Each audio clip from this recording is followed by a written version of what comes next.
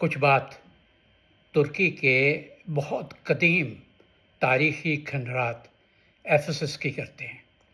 ہم میں سے اکثر احباب جو ترکی سیر و تفریح کے لیے جاتے ہیں ان کا مرکز استنبول اور قریبی وہ مقامات ہوتے ہیں جہاں آپ سیر و تفریح کی غرض سے پھرتے ہیں۔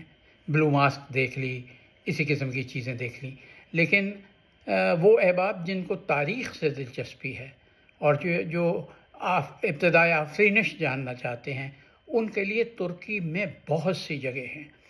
چند سال پیشتر میں اور میری اہلیہ ہم ترکی فقط اسی غرض سے گئے تھے کہ وہاں تاریخ کو کھنگالا جائے۔ بہت سی چیزیں دیکھی ہم نے، میں تلاش کر رہا ہوں اپنی چیزوں کو ویڈیو اور آڈیو اور تصویروں میں آپ کی خدمت پہ پیش کروں گا۔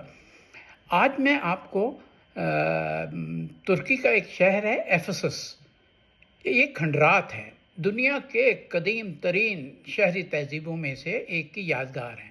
ازمیر کے قریب واقع ہیں، تاریخ کے لحاظ سے یونانی، رومی، بازنطینی ادوار کا مجموعہ ہے۔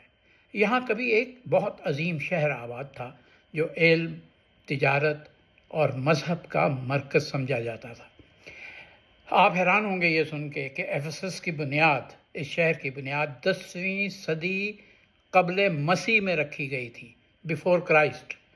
بعد میں اس پر یونانیوں نے حکومت کی، پھر روم کا حصہ بنا اور رومن سلطنت کے زمانے میں شہر اپنے عروج پر تھا۔ اسلام کے ابتدائی دور میں بھی اس خطے کا تذکرہ ملتا ہے۔ یوں تو ایفیسس میں بے شمار چیزیں ہیں، لیکن 3-4 چیزیں بہت تاریخی ہیں۔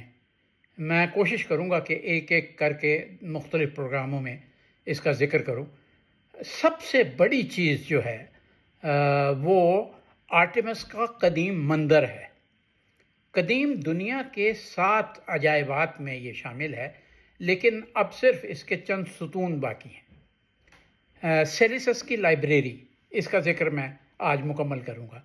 قدیم دنیا کی سب سے بڑی لائبریریوں میں شمار ہوتا ہے اور اس کے بہت سے جو شواہد ہیں وہ آج بھی پوری طرح سے وہاں پہ موجود ہیں۔